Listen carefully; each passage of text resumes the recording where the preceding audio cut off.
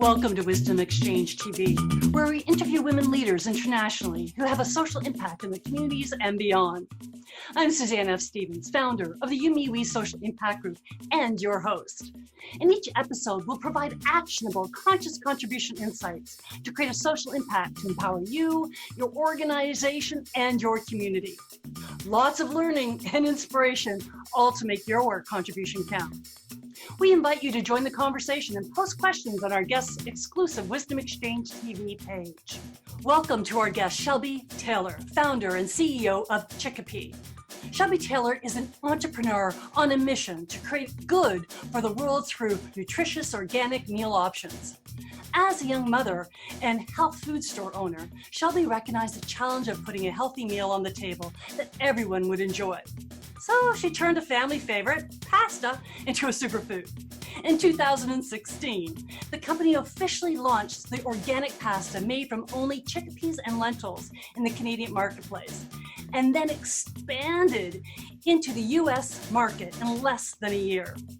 In 2019, Chickapea ranked in the top 10 of all certified B corporations on the planet, a reflection of the company's commitment to meet the highest standards of verified social and environmental performance, public transparency, and legal accountability to balance profit and purpose.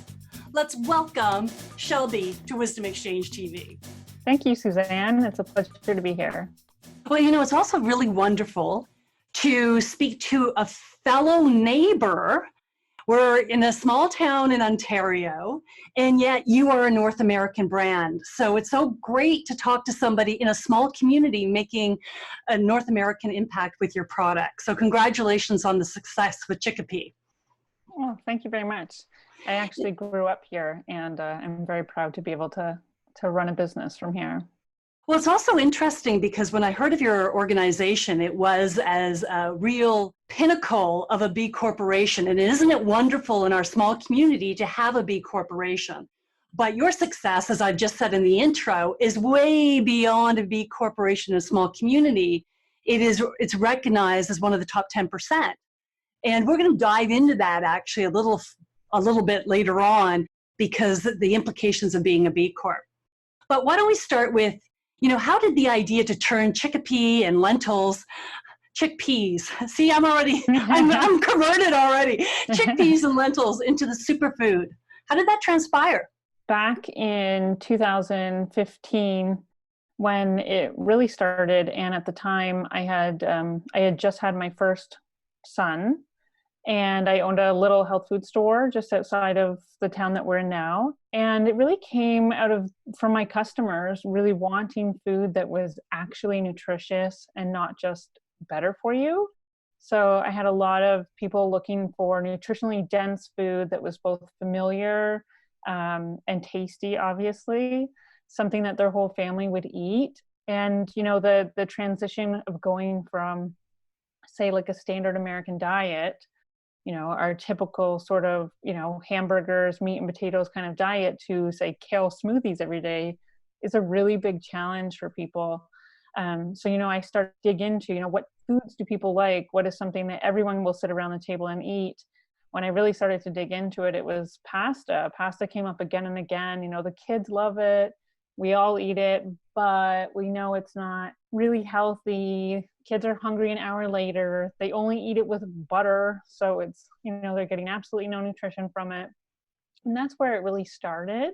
And thinking, why can't these foods that we love be not only better for us, like say like our gluten-free pasta, but something that actually contributes to our health.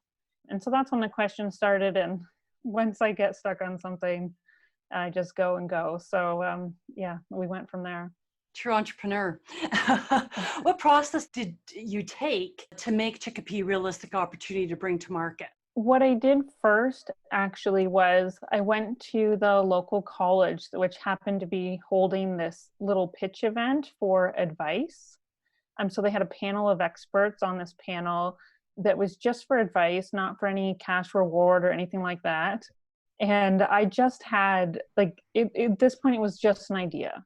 my husband still kicks himself because he was like, don't go. You have nothing on paper. This is just an idea. The night before, I put together this pitch deck, and I went and did my pitch, and amazingly won best pitch on this thing. I was very passionate about the idea. And it just so happened that there was the founder of the local angel network sitting on that panel. And he ultimately played a big role in helping me to understand setting up a corporation and investment. If I back up a little bit in terms of product development, after that pitch event and, creating some excitement around the idea, we obviously had to see if we could actually make this product.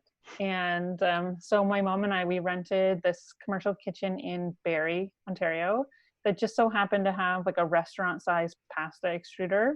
And so we went and bought a bunch of chickpea flour from a local health food store, and we rented this kitchen and we started to put it through this extruder. And it was, I wouldn't say it was terrible, but what we learned was that it was possible.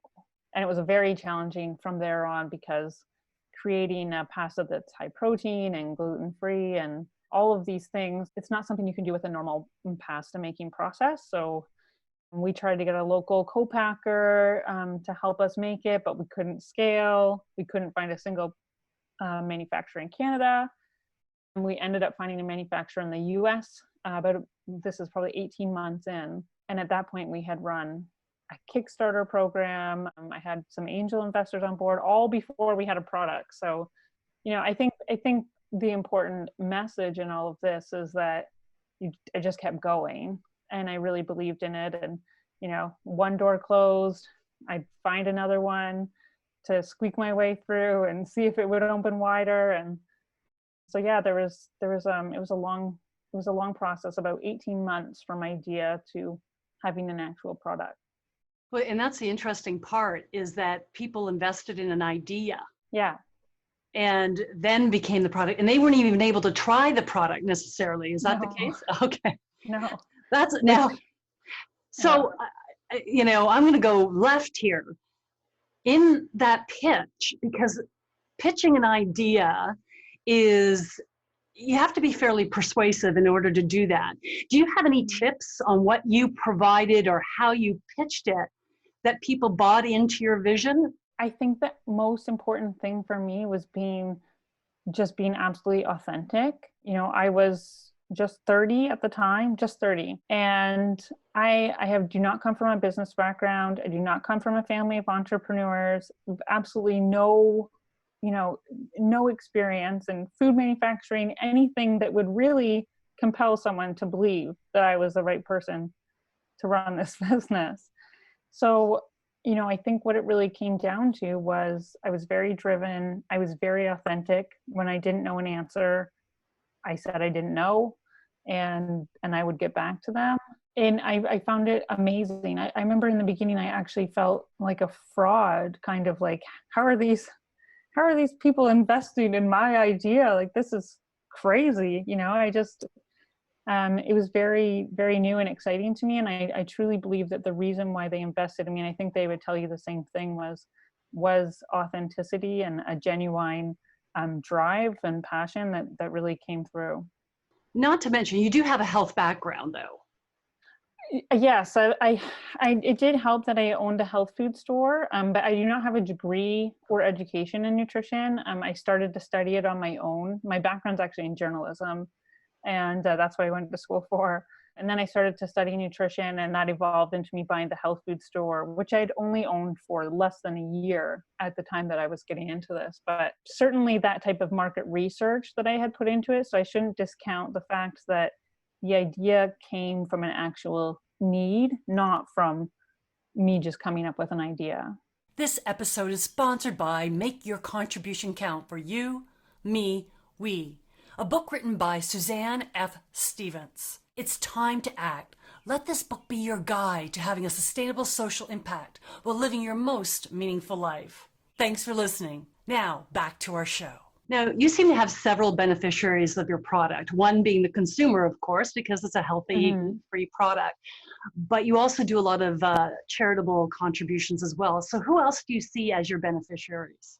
one of our pillars of belief, if you will, or our guiding principles, is that we absolutely believe that everybody should have access to nutritious food. And we understand that our product, being organic, being more of a premium product, if you will, compared to sort of traditional wheat pasta because of what goes into it, is not accessible to absolutely everyone. So we try to combat that by, we donate hundreds, if not thousands of pounds of pasta per year to food banks in low-income communities. People who use the food bank are often the people who need nutritious food more than anyone. And they also need allergen-free foods. And that's something that's very often overlooked with food banks. So there's people with severe sensitivities that are not able to access the foods that they need. So, there's people who are making use of food banks who really need access to nutritional food. As a beneficiary, they're definitely a benefit from our product. And those with allergen or allergies that are looking for access to products at a lower cost as well. Our partnership with We Charity is something that's really important to us. When we became a B-Corp, a certified B-Corp in 2018, we immediately wanted to partner with a charity and to give not a portion of profits, but an actual amount from every sale. So a portion of our revenue. And I think that's a huge difference and something that, consumers can be mindful of when they're reading this, because for example, Chickapea is not yet a profitable company. We're still investing heavily in our growth, yet through donating just 3 cents per package sold, we have been able to donate over $44,000 in 2 years to We Charity's food pillar. And this is a huge amount of money in terms of the impact that it can actually have. So what we did with We Charity was we identified a village in need, and this is where their expertise comes in. They have many villages around the world, and they identify specific needs in those villages where they can have a real impact. And so we chose Los Rios in Ecuador as our first village to support. It's a village that's mostly indigenous and migrants, and it's actually a very young village. It started in 1972 with just 2 families, but it's very isolated. So there's a lot of poverty, and most of the issues stem out of the poverty in that village. So what we were able to do was to invest in the nutrition program. So we try to keep our focus on food and invest in the nutrition program, which has actually fed every child in the school in that village nutritious lunches every day for a year, or continuously. So every child is fed a nutritious lunch at that school, which has actually made it so that some kids go to school. And to me, that's a huge thing, because otherwise, parents may keep them home, to work on the farm. But because they're fed a nutritious lunch, they're actually getting sent to school. At that point where we had started this investment in Los Rios, the school kitchen was being used as a classroom, and there was no dining hall. Their only means of cooking was actually in a fire pit outside, which was a major hazard to the younger students. So we have been able to fund their creation and maintenance of a school garden, like a massive school garden, and all of the education that comes around that, the agricultural training for both the students and actually the whole community.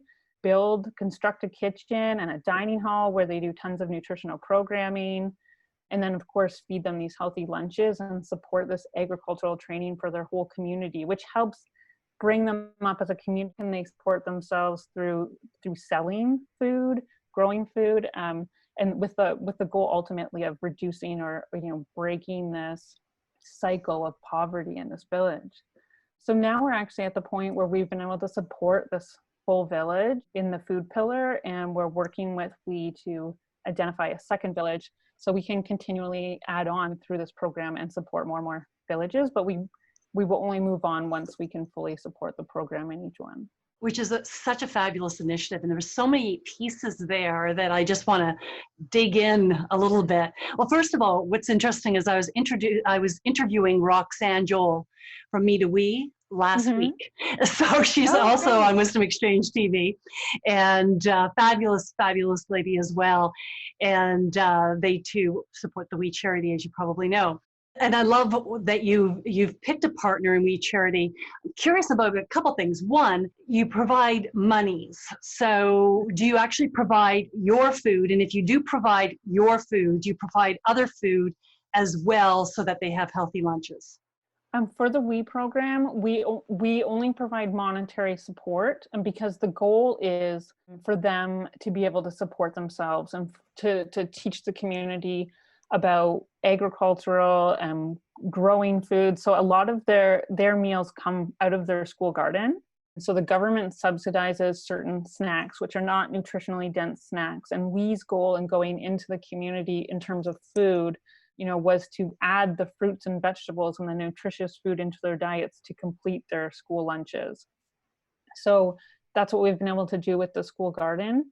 We really want to help uplift communities so that they can uplift themselves and give them the tools and resources that they need, to continue to grow. By simply sending pasta over would not be of major benefit to them. So we focus our food donations domestically in both Canada and the US and in low-income communities, so we can help domestically that way. And then through We Charity, it's monetary donations. I absolutely love what you're saying, and because I'm a huge advocate of Empower, Yes, where you're actually contributing to, right? Rather than sending products from the West to help in developing countries, which is fabulous. The other thing you said that I think is really, really important, and you also emphasized the importance of it, and I just want to ask you why you think it's so important, but that 3 cents. We do that with our book. I launched a book earlier this year, as you know, Shelby, because you read it and endorsed it, of course. And we give 5% of every sale of the book to invest in women's scholarships. And regardless if the book is making money or not, that's what we committed to do. And you're doing your 3 cents. And you did that, when you're not profitable. Talk about why you did that and why you think more organizations, if I'm not overstepping here, it sounded like you think more organizations should build it right into their business. I think because one, I think it's simple, but the impact is massive. To build in 3 cents into the cost of your product, it's not that big of a deal. Whereas the impact of that 3 cents, if you invest it properly, can be so huge. So to me, it doesn't make sense not to do it. When you go back to why I did it, and when I look back on it, I think for me, like, I was never going to start a business that wasn't about more than a single bottom line. And that's my personality. And I think that is the personality of many, many people, but they think they can't do it, or there's a lot of people around them telling them that they can't, or, you just need to focus on becoming profitable first, or focus on the business. But I started this business when I had a baby, and I've had another baby since, and it's only, this July 1st this year will be our 4-year anniversary in sales. So really, this is a very young business, and I've had 2 babies in the time that I've been in business. And for me, in the beginning, the idea of spending this much time away from my young kids for nothing but the chance to make money was just not going to work for me. So I can say that making, this little donation a month not only makes a difference to the communities, but it makes a difference to us as a team. It makes a difference to the business. It makes a difference to the consumers who consume our product. Like when we have our team meetings every month that we, talk about how much money we were able to donate through our We partnership, that's the most exciting moment in the meeting. For everyone, it is to feel about something that's about so much more than money. We don't feel connected through money. We feel connected, through, humanitarian efforts, and we feel connected as people through making a difference. So, I'm not sure if I'm really answering your question the best, but it's just like, it's simple, but it's huge in so many ways. And I absolutely think that people should do this. You're answering the question in a number of different ways. And one of those is just even the impact on your employees, and that they feel that they're contributing not only to a healthy consumer, but to something so much bigger than themselves. It's giving you meaning, which is just so important and so valuable. Now, do you think some of your employees have actually joined your organization because of your social contribution? That's a good question because we're still a pretty small team, but I know for a fact that we have partners that have partnered with us, and we work with a number of, say, agencies or sales reps that specifically work with B Corp companies because our values are aligned. Even, we have an investment, a venture capital partner who is a certified B Corp. And, so that was important to both us and to them. But in terms of employees, we do have a very small team. I think it would be more accurate to say that they've stayed with the company because of that meaning that we bring. So not just the contribution that we make in terms of charity, but in the meaning of our work. When you can sit down and celebrate, you've had your best sales month, but then translate that into the impact that you can make versus just like, what do these numbers really mean to employees if you can't translate it into something good that you've done? So, which is an excellent point. Retention is so key and actually a huge saver on an organization too, because then there's not the replacement costs. Often talking about how to contribute, we often think it's just to feel good, but it actually can save a lot of money by keeping your employees engaged in the process, so you don't have to hire new people because they feel part of it, and your success is their success. Yeah, that's a really good point. You dove into B Corporation, so I'll follow your lead. It puts you into a position where profit and purpose align, along with transparency and accountability are required. How do you feel achieving this certification has impacted your business? Oh, I think it's impacted in many ways. I set out from day one to become a certified B Corp. So that was my very first, original business plan. And it takes some time. You have to have some history to be able to become a certified B Corp. So we have always operated this way. Even before we were certified, we have always operated, as a socially and environmentally responsible company. But what the B Corp certification has done for us is certainly put that accountability in place. So, we are constantly striving to be better. There's 4 pillars in the B Corp certification. We're constantly striving, to be better and achieve more in each pillar, and, to also help set an example for other companies. So what do you see as the 3 most important initiatives to make your social impact sustainable? Well, obviously continuing to grow our sales is important because our sales, our revenue is so linked to our charity work. Our commitment as a B Corp is to donate 2% of our gross revenue every year. So we do that between the We Charity Initiative and between our product donations to food banks, and then we do a couple local charity events as well. So we have to hit at least 2% of our gross revenue. So obviously the higher our revenue is, the bigger our impact will be. So there's a big focus certainly of growth. And to me, that's the most exciting part, because scaling a business is very challenging and very taxing.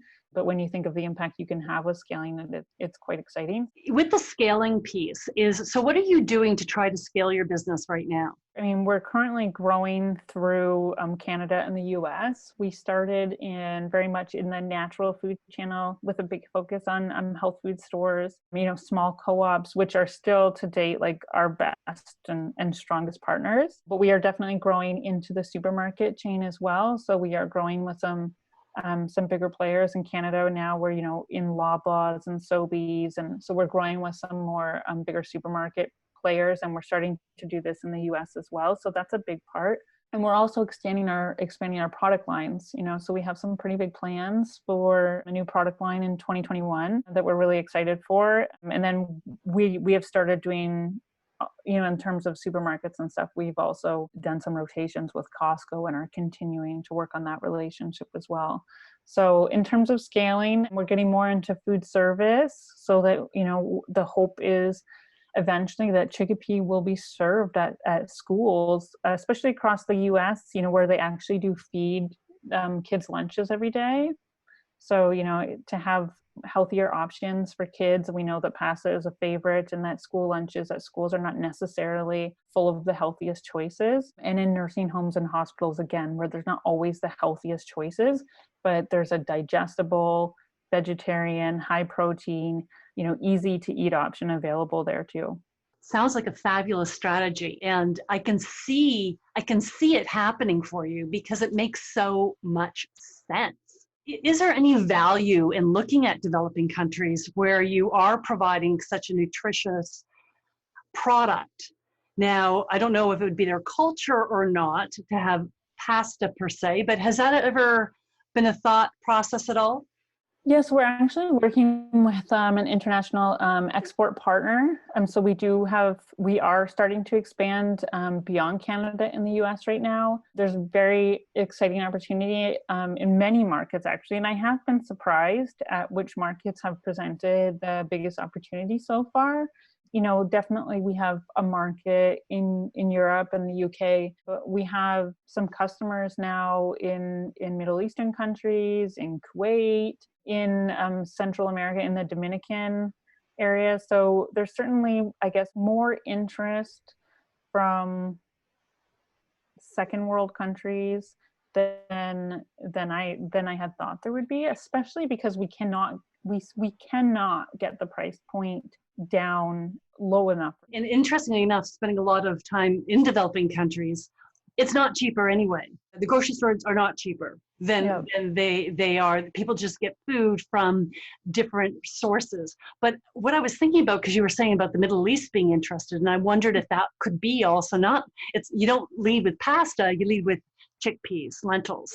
Like it's actually a different thing that's possibly drawing them to the product in the first place. Exactly. So it is the ingredients. The ingredients alone are of a lot of interest. So people are very familiar with chickpeas and lentils in the Middle East, also in the Mediterranean, much more familiar than we are here in North America. It has only been really the last, I'd say, 5 years where I feel like there's been more mainstream acceptance of chickpeas and lentils, outside of the health industry. So and the salad bar. Yes, yeah, the salad bar.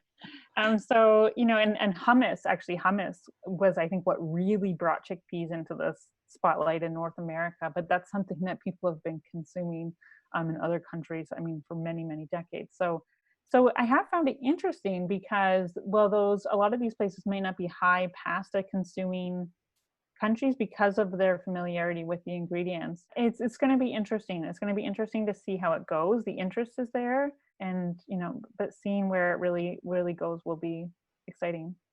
So what would you say the two most challenging hurdles to sustain your business would be? Well, certainly keeping the business capitalized is always a challenge.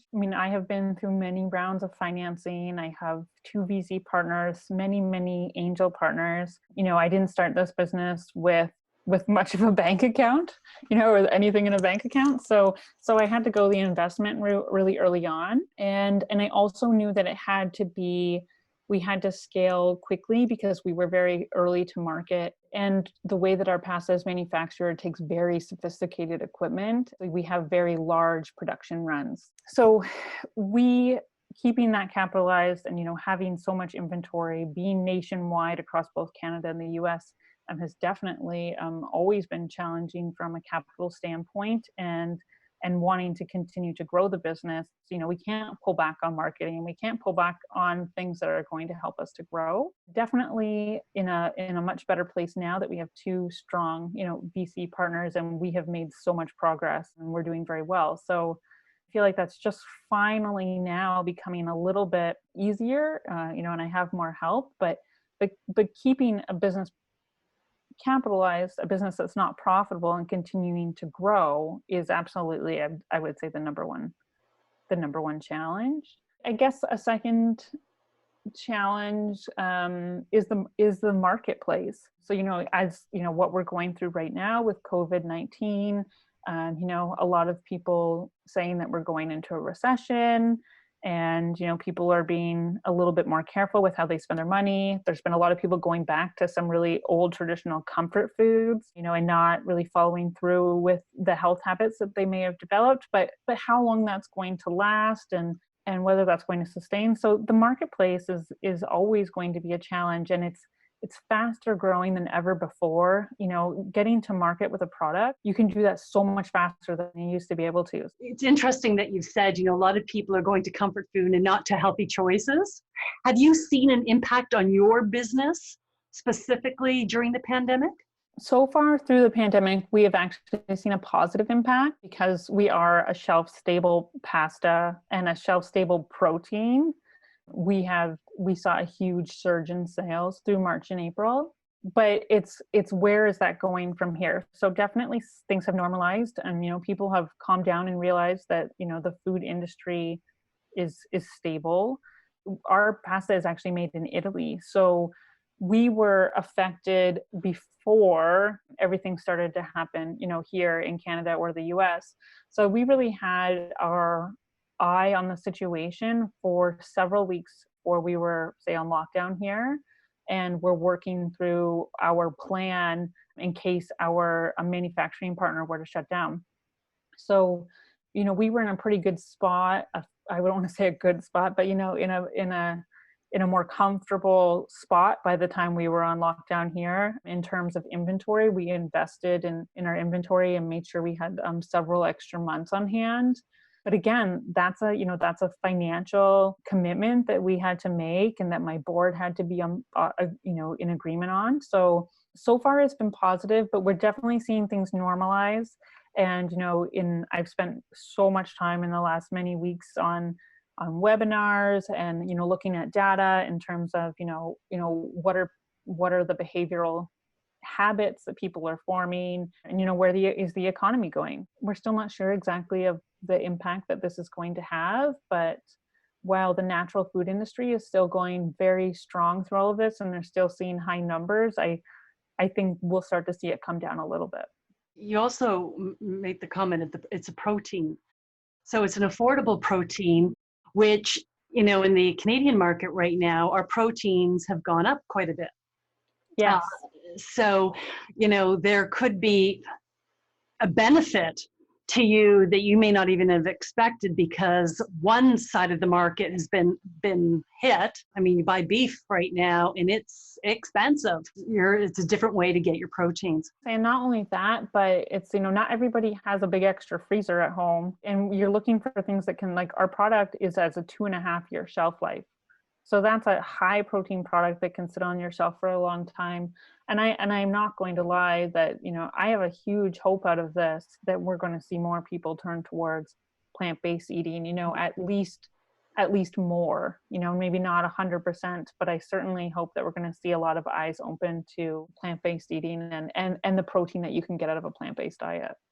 Which also has the environmental conversation in how you market your product. Do you ever use the environmental conversation?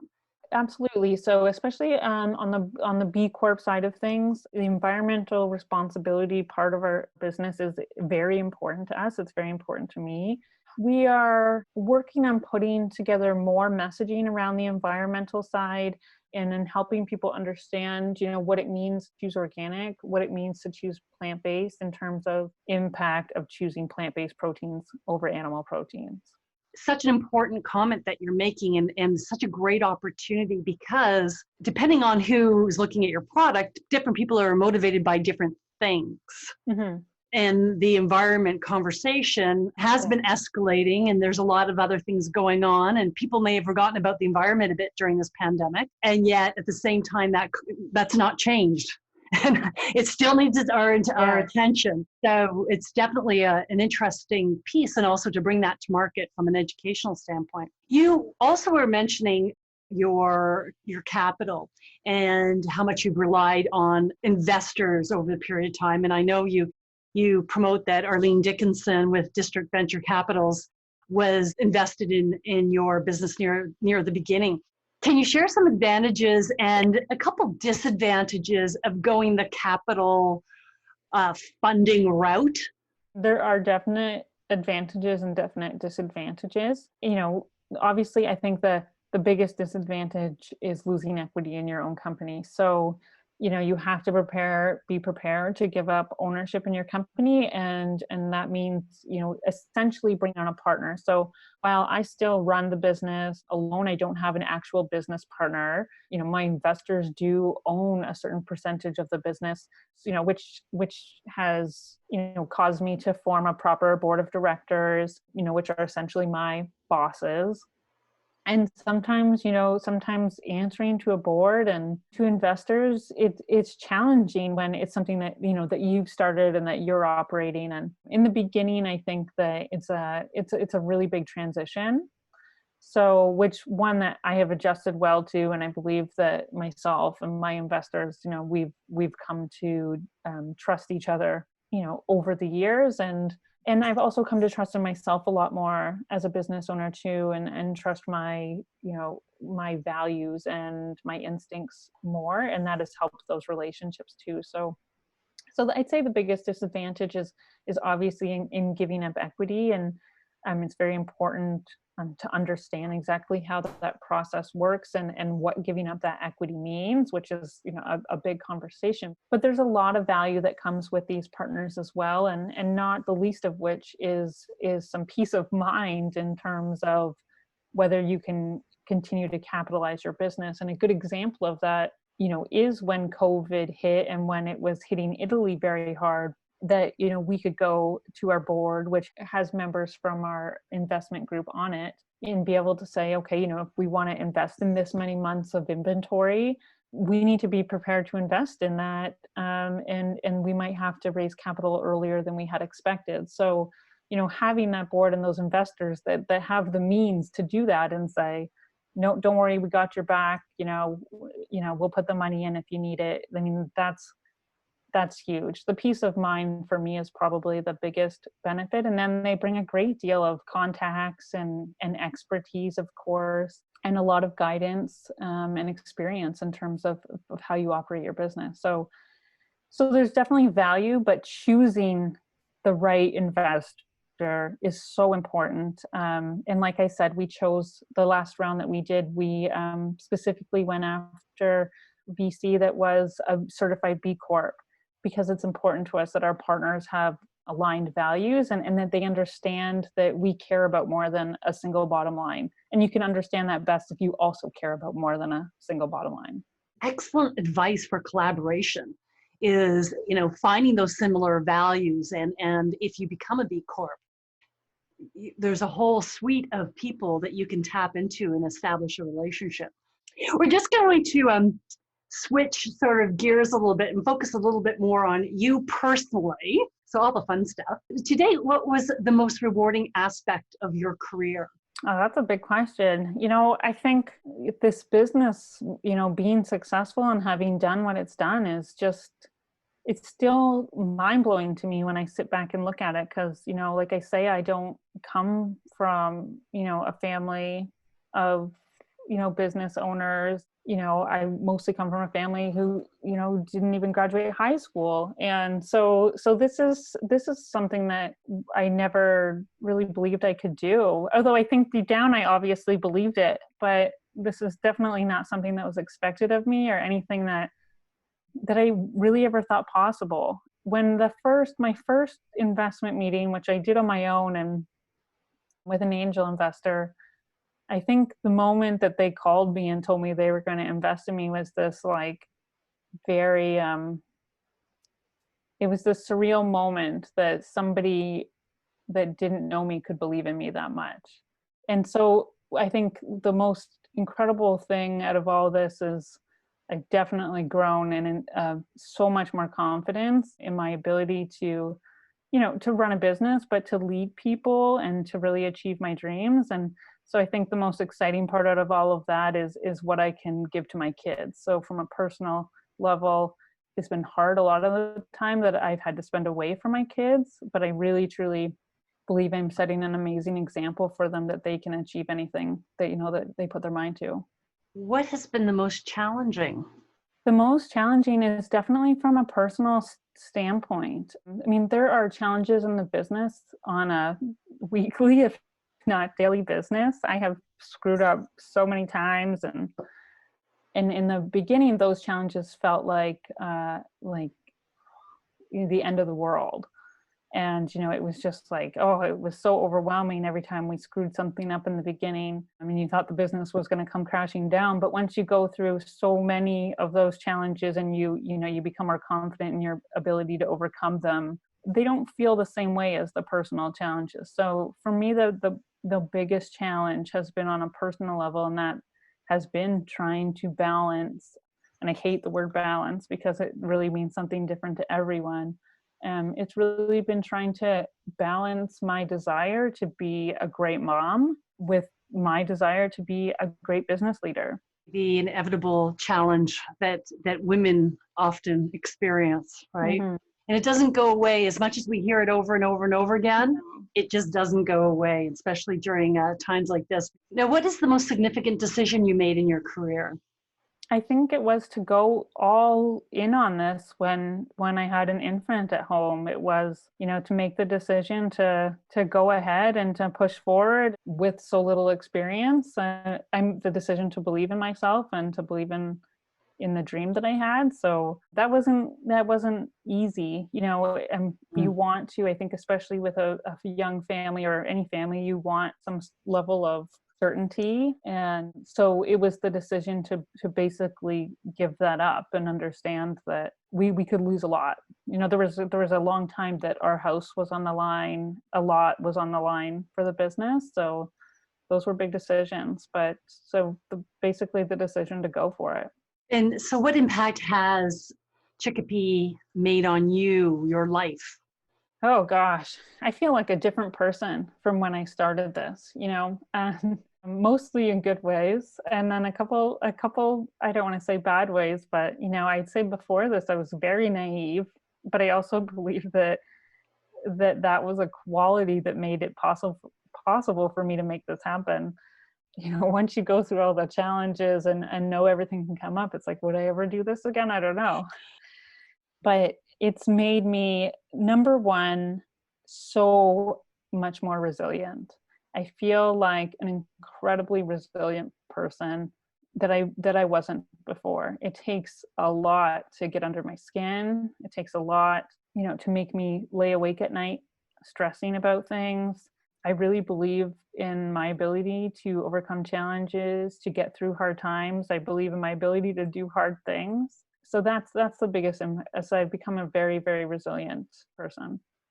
That's fabulous. You've obviously done a lot of uncomfortable things, but can you think of one thing that sticks out in your mind that you've done that's uncomfortable, but if you didn't do it, you would not have achieved the success that you have to date? Oh, you're right, because doing this is all about living outside your comfort zone. And I really believe what they say, that you cannot grow out of your comfort zone. So everything is uncomfortable. I think the first might be that time I had said, I mentioned to you about going and doing that pitch, because I was just desperate for advice and I hadn't even had so much as like my idea written down. So, and that led to so much. That led to a relationship with a business advisor who was the person who made all the introductions to my early investors. And that was what really got things going and off the ground. So, making myself go and do that pitch and sharing my ideas with people early on was big. And it's such an important lesson because a lot of us, and I will put myself a little bit in that category, like to have our ducks in a row before we, start doing those sorts of things rather than just go for it. Yeah. I shouldn't actually put myself, people who know me would probably disagree with that because I kind of go for it and then, maybe I should have put my ducks in a row, but nonetheless, so which is wonderful. So what advice would you give to someone starting a social initiative? Well, one, I would say do it. And like you said, you're never going to have all your ducks in a row. It's never going to be perfect timing, like having a baby. It's never going to be perfect, and I do believe in what a lot of entrepreneurs say, you need to execute. Yes, you want to have plans. You have to have some things in place, but execution is key, and you're never going to know if something's going to work without doing it. And to stick, especially starting a social enterprise, don't let go of those values, because there's a lot of pressure to let go of values and to focus on the bottom line financially. Don't let them go, because ultimately I do think that is what's going to make a business successful. It's going to make you have loyal customers or, clients or whatever it is. And you stick to those values, and I really believe that they've guided a lot of businesses to the success that they've achieved. And that's excellent advice. Excellent advice. So I'm just going to wrap us up a little bit here, but with a little fun rapid fire. Okay. So these are these are kind of short, sharp sort of answers. So are you ready? Sure. What's the one thing you wish you knew prior to engaging down this path of Chickapea? How crazy it was to launch in the US nationally all at one time. Worst piece of advice you've ever received? Wait until the business is off of the ground to have a baby. Best piece of advice you've ever received? Do what you do best and farm out the rest. Which of your strengths do you rely on most to have the success you've achieved? Kindness. Who's the greatest female influence in your life? My mom. What 3 values do you live by?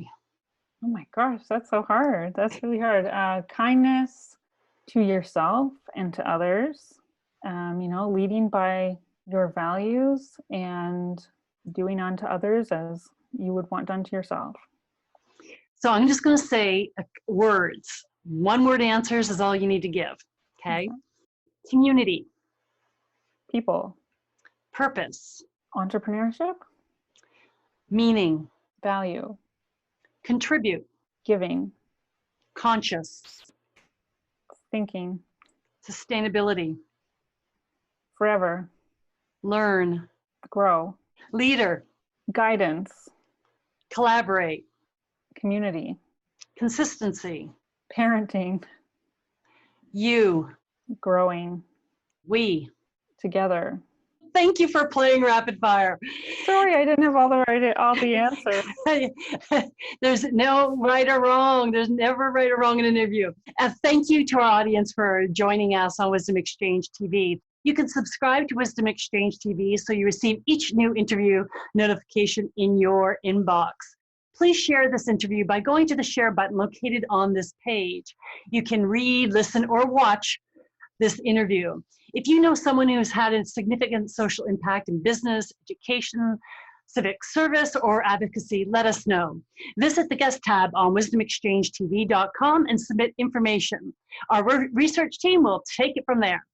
Lastly, if you have contributed or you know someone who has contributed to the community, visit Join the Movement tab at YouMeWe.ca, your contribution counts campaign. Every contribution listed, the YouMeWe Social Impact Group will invest in a woman's education or business, moving her from poverty to prosperity. So before I give my last words, I'm going to give our guest, Shelby, an opportunity to share any words of wisdom she has for our audience regarding contributing to society. I think that, starting a business is probably the best way to do good in the world. And that's a different way of thinking than how business has been in the past. So, there's an opportunity in starting a business to do great good in the world. I love that, and it's great advice. This is Suzanne F. Stevens. Until next time, make your contribution count. This episode is sponsored by Make Your Contribution Count for You, Me, We, a book written by Suzanne F. Stevens. It's time to act. Let this book be your guide to having a sustainable social impact while living your most meaningful life. Thanks for listening.